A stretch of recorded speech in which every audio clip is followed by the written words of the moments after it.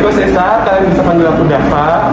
Nah, pada siang kali ini kita akan membahas tentang listening dan hearing. Menurut lo, Re, apa sih listening dan hearing itu? Nah, listening dan hearing tersendiri itu sebenarnya memiliki arti yang sama kan ya, kalau dalam bahasa Inggris. Artinya kan sama-sama mendengar nih. Tapi sebenarnya listening dan hearing itu tuh punya perbedaan, guys. Kalau listening itu sebenarnya kita kayak ngedengerin cerita orang. Nah, kita tuh benar-benar mau fokusin diri kita untuk ngedengerin cerita orang tersebut. Kalau hearing sendiri, itu kita kayak ngedengerin cerita itu, tapi kita nggak fokus sama cerita itu. Ya, listening dan hearing itu emang punya perbedaan gitu, walaupun emang tipis gitu, Del. Wah, berarti cocok dong, Re, dengan tema yang kita angkat siang kali ini tentang bagaimana cara menjadi pendengar yang baik. Sedangkan bagaimana menjadi cara pendengar yang baik yaitu dengan cara berempati kepada lawan bicara kita. Nah, untuk membahas kali ini, kita mempunyai 3 narasumber terbaik yang akan kita tampilkan. Yaitu Nah, jadi kalian bertiga ini diundang nih ke acara podcast kita dengan tema listening atau hearing. Jadi listening atau hearing ini sama kayak gimana sih jadi pendengar yang baik itu. Nah, sebelum kita lanjut ke topiknya, kalian kenalan dulu dong, nggak usah nama kalian siapa, kan ada pepatah nih, tak kenal nama kata sayang kan. Jadi kenalan dulu coba. Hai, perkenalkan nama aku Vega Taries, biasa dipanggil Mega. Nama aku Vidya Jung Putri Jaya, biasa dipanggil Vidi. Aku Azlan Fenia, biasa dipanggil Hanif atau Jija. Jadi gini guys, kita kan ngebahas tentang tema listening dan hearing nih. Jadi kita punya beberapa pertanyaan. Sebenarnya gue udah ngebahas nih sama rekan gue, Dava. Nah, jadi kita punya pertanyaan.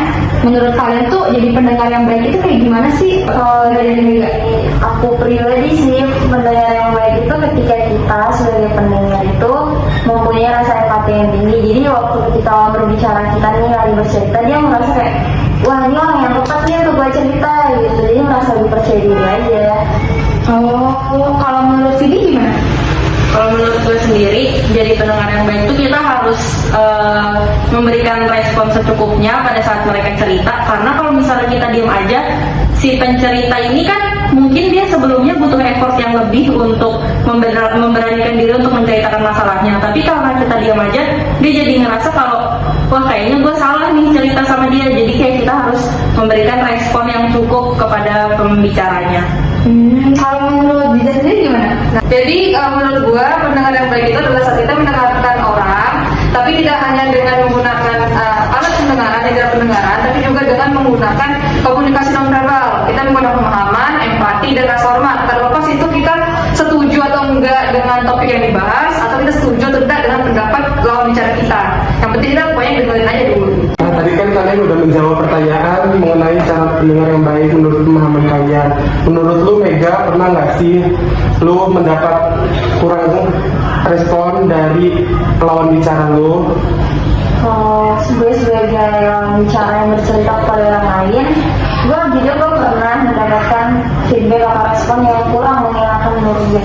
Di sini posisinya bukan kurang menyenangkan dengan jawabannya, cuman kesannya itu dia tidak mendengarkan gue dengan baik. Jadi ketika memberikan feedback itu kayak kurang aja menurut gue. Nah, lalu untuk Dija sendiri nih, aku penasaran banget nih. Soalnya gue pernah pengalaman banget, gue lagi cerita nih ya. Gue tuh disela gitu, waktu gue lagi cerita gitu kayak tiba-tiba dimotong gitu. Nah, menurut Dija sendiri, pernah gimana sih caranya supaya kita tuh mencegah keinginan kita untuk mendengar cerita seseorang gitu? Ya, sebenarnya kan kalau kita memotong pembicaraan orang lain itu, entah kita sedang mendengarkan atau kita sedang berdiskusi nih, gimana pun juga kondisinya, kalau kita memotong pembicaraan orang lain itu gak sopan. Itu masuknya sudah tidak ada etikanya, kita gak menghargai lawan bicara kita kan. Nah, untuk mengatasi hasrat kita supaya tidak memotong pembicaraan orang lain, sebenarnya itu bisa dengan memperlakukan dia sebagaimana kita ingin diperlakukan, ya kan? Karena itu jatuhnya sudah perbuatan yang tidak sopan dan tidak menghargai gitu kan. Ya gimana sih rasanya, siapa sih yang mau tidak dihargai di sini? Pasti nggak ada dong, pasti kita semua kan mau dihargai kan sebagai manusia lah minimal. Nah, caranya kita harus cekatan diri kita gitu. Apa kita juga mau diperlakukan seperti itu? Apa kita juga mau lagi ngomong nih, tiba-tiba dipotong gitu kan? Kadang kan kalau kita dipotong, jadinya lupa kita mau ngomong apa ya nggak? Jadi kayak aduh bingung tadi mau ngomong apa ya gara-gara dipotong ya kan? Nah itu jadi caranya ya kita harus membersihkan diri kita biar kayak oh ya udah supaya aku tidak digituin, kayaknya aku nggak gituin juga deh gitu. Nah, gue punya pertanyaan sendiri nih buat Vidi. Menurut lu perlu nggak sih saran atau motivasi ke orang yang cerita kayak tadi? Nah, menurut gue saran sama motivasi itu penting sih. Apalagi kayak yang tadi Dija sampaikan, kalau misalnya pembicara itu butuh saran sama motivasi dari kita. Nah, untuk ngasih saran sama motivasi juga ada caranya. Kita harus menempatkan posisi kita sebagai pembicaranya. Nah, jadi sementara mereka bercerita, kita membayangkan nih kalau diri kita ada di posisi mereka itu gimana. Jadi kalau misalnya kita ngasih saran sama motivasi, kita nggak bakal nyinggung atau salah berbicara pada saat memberikan saran gitu. Oke, berarti kesimpulannya nih, gimana cara kita untuk jadi pendengar yang baik nih kayak gimana nih? Menurut teori yang udah kita bahas tadi nih, menurut kalian gimana? Gimana sih caranya jadi pendengar yang baik itu secara spesifiknya ya, jangan teori lagi, udah kepanjangan gitu ya.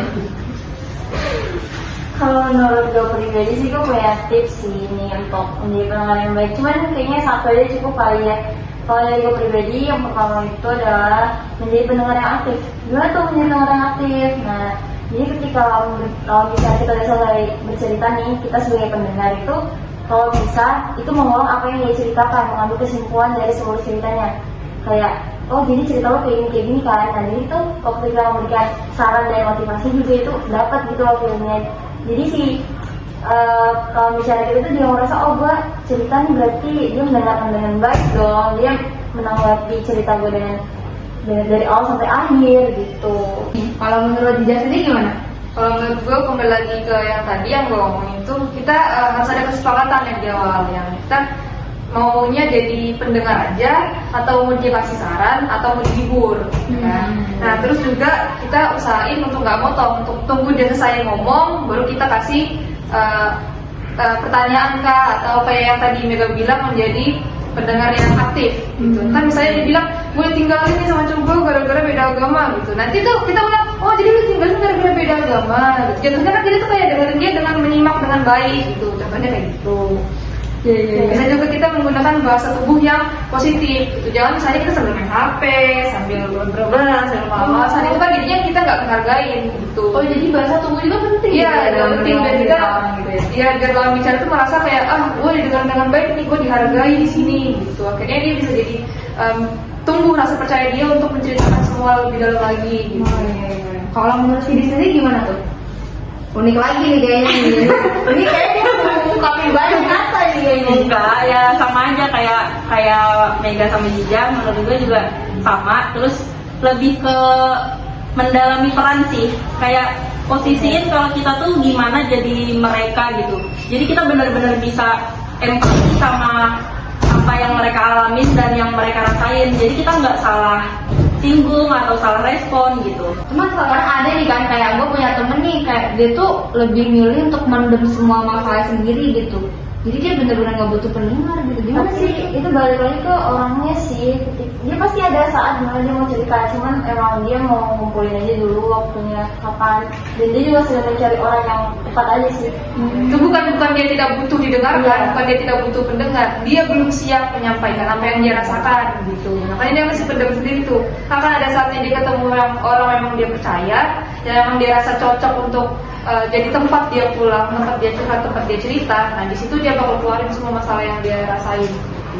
Oke guys, jadi kesimpulan pada topik kali ini tuh ternyata jadi pendengar yang baik itu penting loh guys. Jadi gak gampang juga nih jadi pendengar yang baik, karena kita tuh juga harus jadi pendengar yang aktif. Terus kita harus juga bisa menempatkan posisi kita pada si pembicara tersebut.